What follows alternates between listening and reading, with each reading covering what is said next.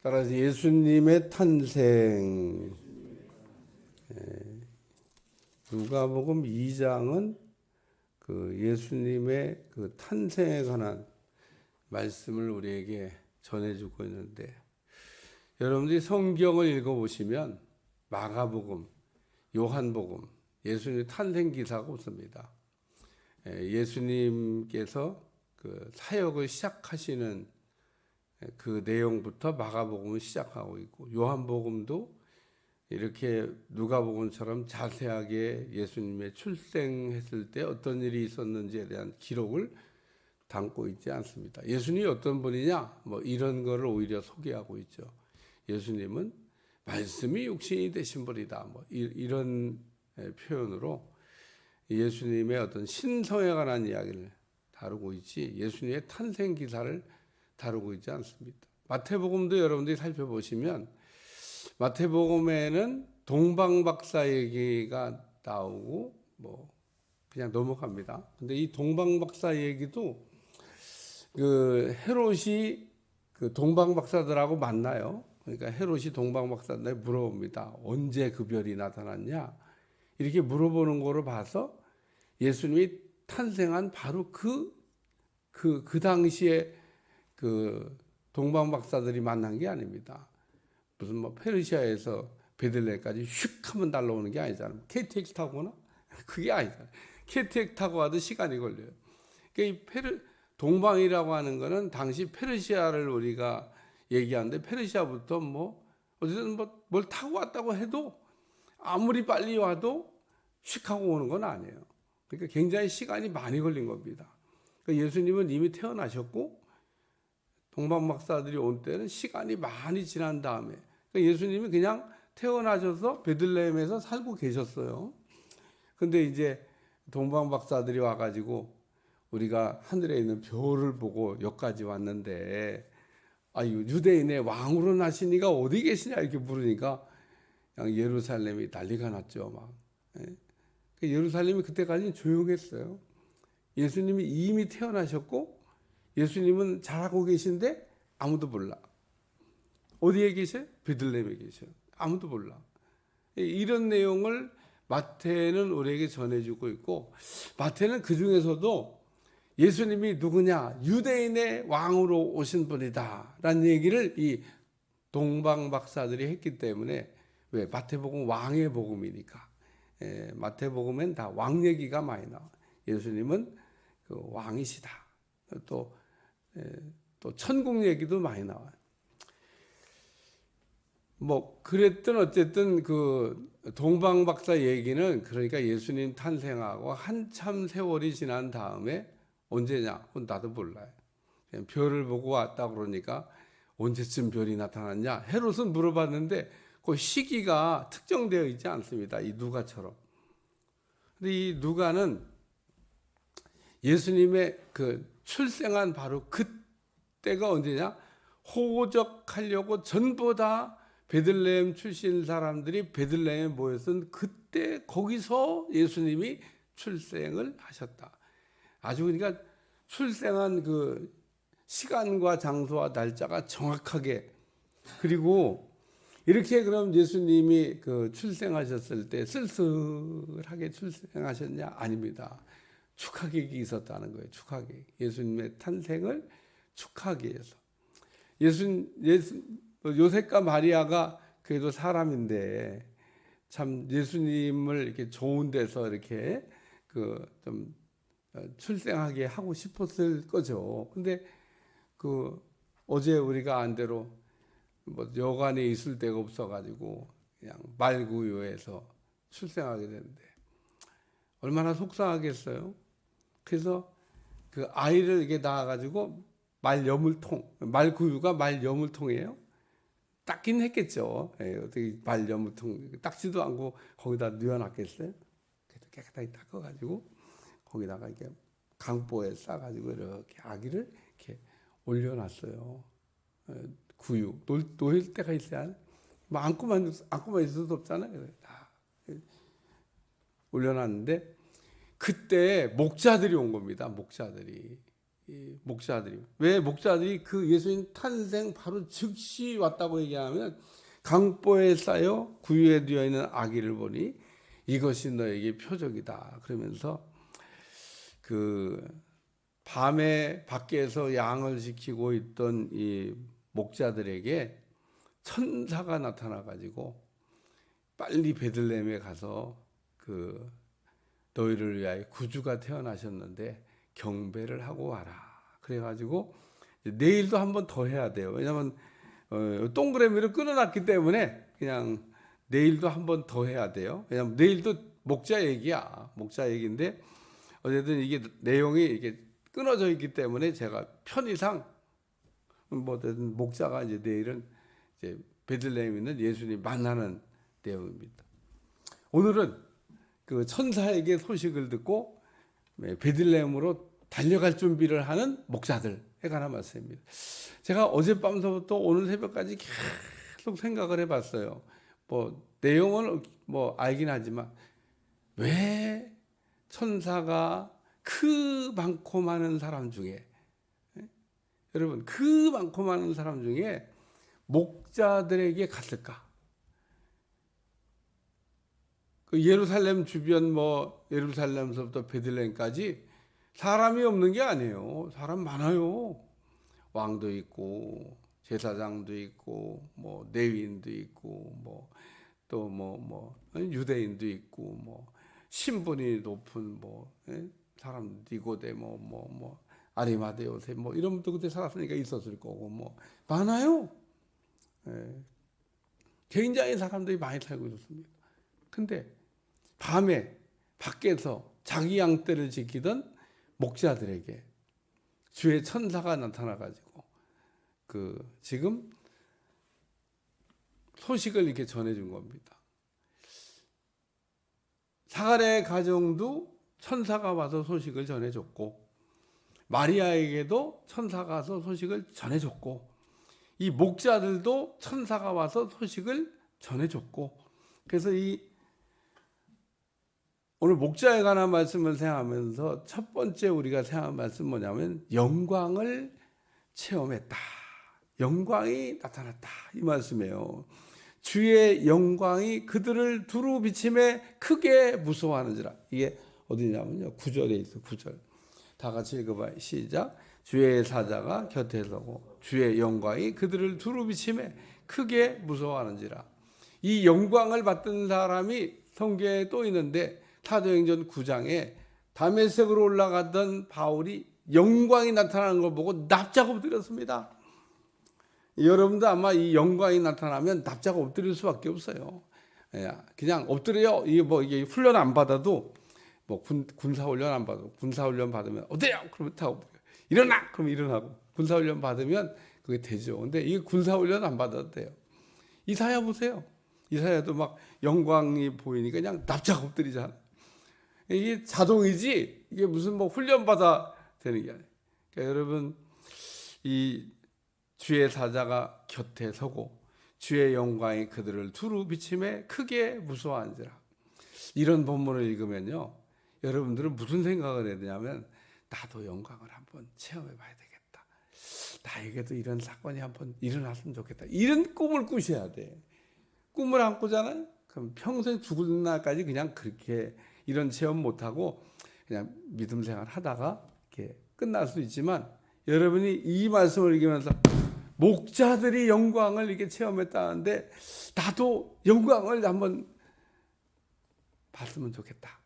그리고 여러분이 꿈을 꾸시면 반드시 하나님께서 꿈꾸는 자에게는 꿈대로 되게 하시는 분이시기 때문에 그리고 이렇게 영광을 보면 그러면 모든 게 변해요. 영광을 이렇게 체험하고 나면 모든 게 변합니다. 그래서 오늘 주의 사자가 곁에 서고 주의 영광이 그들을 두루 비침에 크게 무서워한지라. 두 번째는 기쁜 소식을 들었다는 겁니다. 여기 기쁜 좋은 소식을 너에게 전하노라. 천사는 나쁜 소식은 안 전해요. 천사가 이렇게 뭐 전하는 소식은 어떻게 생각하면 망한다는 얘기를 전해줘도 그것도 좋은 소식이야. 아브라함은 천사들에게 소돔과 고모라가 망한다는 얘기를 들었습니다. 그것도 좋은 얘기야. 왜 좋은 얘기냐? 그래서 노세 가정이 살아났잖아요. 그러니까 오늘 하나님이 우리에게 하시는 말씀은 좋은 얘기도 좋은 얘기, 나쁜 얘기도 좋은 얘기. 우리는 근데 좋은 얘기는 좋은 얘기, 나쁜 얘기는 나쁜 얘기 이렇게 생각해. 나쁜 얘기도 좋은 얘기예요. 왜냐하면 나쁜 얘기는 경고한 거잖아요. 기회를 주시는 거잖아요. 아직 안 끝났잖아요. 히스기야에게 너는 죽고 살지 못하리라. 그렇게 뭐 말씀하실 게 뭐 있어? 그냥 데려가 버리면 되지. 그냥 헤롯이 그냥 못된 짓 하니까 그냥 죽어버렸잖아. 그러니까 그냥 데려가면 되지 뭐. 너는 죽고 살지 못하. 기회를 주시는 거, 기회를. 오늘 우리가 하나님이 우리에게 뭔가를 기회를 주시는 거 너무 감사합니다. 천사가 이르되 무서워하지 말라. 내가 온 백성에 미칠 큰 기쁨의 좋은 소식을 너희에게 전하노라. 세상에서 가장 복된 발이 뭐냐 하면 기쁜 소식을 전하는 발이 복된 발입니다. 전도팀에게서 나가잖아. 이게 전도하러. 그게 복음을 전하러 나가는 발이기 때문에 복된 발입니다.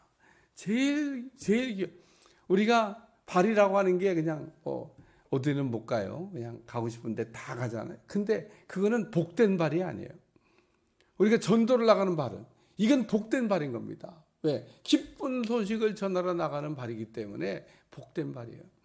우리가 인생을 살면서 우리의 발이 그냥 여기도 가고 저기도 가고 발이 없으면 못 가죠. 뭐 어디든지 다니는데 가장 귀한 발이 쓰임 받는 건 뭐냐? 복음을 전하러 가는 발. 복된 발인 겁니다. 오늘도 여기 천사가 이르되 무서워하지 말라.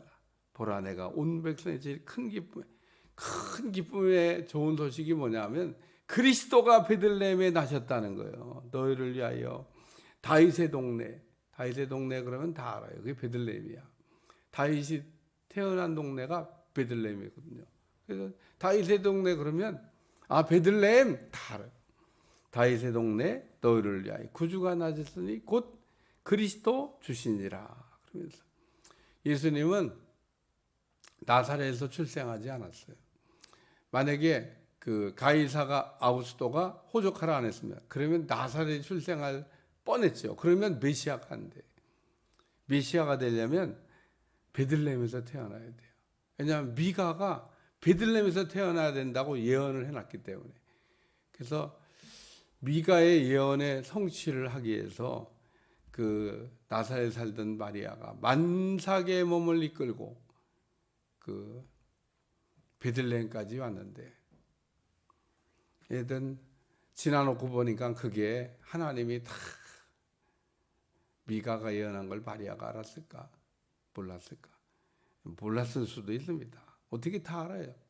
그러니까 가이사 아구스토가 호적하라고 해서 갔는데 미가의 예언을 성취한 일이 됐고, 그리고 베들레헴에서 예수님은 출생을 하셨다. 그리고 베들레헴에 출생한 예수님은 그리스도로 오셨기 때문에, 구원자로 오셨기 때문에 그 구원자가 오셨다라는 이 기쁜 소식을 너희들에게 전해준다. 근데 목자가 들었어요. 목자가. 이 목자라고 하는 거는 신분이 가장 낮았던, 그러니까 이 예수님 태어날 때에 가장 낮은 계층의 사람들이 누구냐? 그게 목자입니다. 애굽 사람들은 그 야곱이 그 애굽으로 70인이 내려갔을 때부터 그 멸시하던 직업이 양치는 겁니다. 물어봐요. 바로가 그 직업은 하는 일이 뭐냐? 이렇게 보니까 양치는 일을 합니다. 애굽 사람들이 아주 경멸하는, 아주 무시하는 직업이 양치는 직업이었습니다. 그게 구약 시대 때 야곱 때의 일인데 신약 시대 때는 그러면 갑자기 그 양치는 직업이 최상의 직업이 됐냐? 아닙니다. 가장 낮은 계층의 사람들이 이때도 양을 쳤어요. 그러니까 신분이 낮은 사람들이 하는 일, 양치는 일.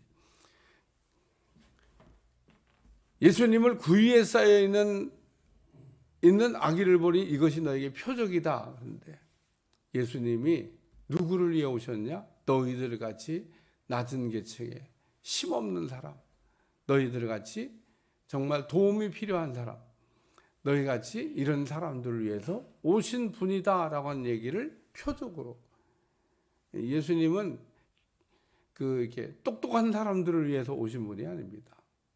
예수님은 훌륭한 사람들을 위해 오신 분이 아닙니다. 예수님은 부자를 위해서 오신 분도 아닙니다. 예수님은 정말 예수님을 필요로 하는 사람, 예수님이 없으면 안 되는 사람, 이런 사람들을 위해서 오신 분이다. 그래서 죄라고 하는 문제를 깨닫는 사람과 못 깨닫는 사람 둘이 이 세상에 사는데, 예수님은 죄인들을 위해서 오신 분이다. 세 번째 말씀은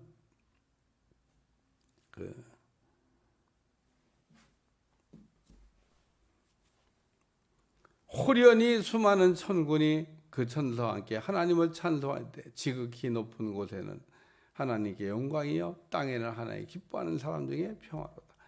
천군 천사의 찬양을 들었다는 겁니다. 영광도 보고 또 수많은 천군이 천사들과 천군이 천사와 함께 하나님을 찬송하여 이르되, 이 장면을 이렇게 그림으로 그리면 야, 이게 천군, 수많은 천군이 나타나 가지고 천사들과 함께 하나님을 찬송했다. 여러분, 그 찬양대가 이게 많은 찬양대가 막 할렐루야 하는 거하고 한 번 30명씩 할렐루야 하는 소리가 조금 달라요. 굉장히 많은 막 대합창단이 막 야, 그런 거 들으면요 웅장하다. 야, 그냥 가슴에 막 저르릉 울리죠. 작은 사람들이 모여서 찬양을 해도 영광이지만은 여기 지금 호련히 수많은 천군이 그 천사와 함께 하나님을 찬송했다. 그래서 이 목자들이 영광도 받고 소식도 들었고 또 찬양도 들었고, 이런 사건이 지금 목자들에게 갑자기 일어난 겁니다. 갑자기. 이 사건이 갑자기 일어난 거예요. 제가 이 갑자기 목자들에게 일어난 이 사건을 생각하면서 이제 이 2장 말씀을 읽다가 시므온 얘기를 한번 다루게 될 텐데, 시므온은 어떤 사람이냐? 시므온은 그리스도가 오시기를 간절히 기다리고 있던 사람이었는데, 그리스도를 이렇게 만나기 전에는 네가 죽지 않는다 이런 얘기를 들었던 분이에요. 내일 나올 겁니다. 근데 내일 모레다. 근데 이 목자들이 낮은 계층이어서 천사가 찾아오기도 했지만, 이런 은혜를 받으려면 사모하고 갈급하고 기다려야 된다는 거예요. 그럴 때 하나님께서 그런 사람들에게 은혜 주시는 거지, 어떻게 이 목자들이 이런 은혜를 받았을까? 제가 어젯밤부터 생각한 거예요. 목자들이 낮은 계층이라서 이런 은혜를 받았나? 그럼 다 낮은 계층의 사람들은 다 이런 은혜 받아야죠. 단순히 낮은 계층의 사람들이기 때문에 이런 영광을 보고 찬양 소리를 듣고 기쁜 소식을 들은 게 아니라, 이 사람들은 메시아가 오기를 간절히 기다리고 사모하고 또 이제 간구했던 그런 사람들이었기 때문에 이 사람들에게 그런 은혜를 주셨다, 그런 얘기입니다. 하나님은 사모하지 않는 사람에게 그냥 막 떡을 앵기듯이 그렇게 은혜를 주시는 법은 없습니다. 은혜는 정말 사모하는 사람에게 주신다는 거예요. 갈급한 사람에게 주시는 겁니다. 꼭 기억하시고, 이 목자들이 경험했던 것과 같은 은혜가 여러분들 가운데 임하시기를 축원합니다. 축원합니다. 하나님, 이런 말씀을 들을 때마다 우리 가슴이 떨리고 또 나도 꿈을 꾸고 또 그러는 마음이 넘쳐나야 되는데, 말씀을 무덤덤하게 받지 않도록 도와주시고, 목자가 받았던 은혜를 내게도 주시고 목자가 받았던 은혜가 나에게도 미칠 수 있도록 역사에 주옵소서. 예수님의 이름으로 간절히 기도하옵나이다. 아멘.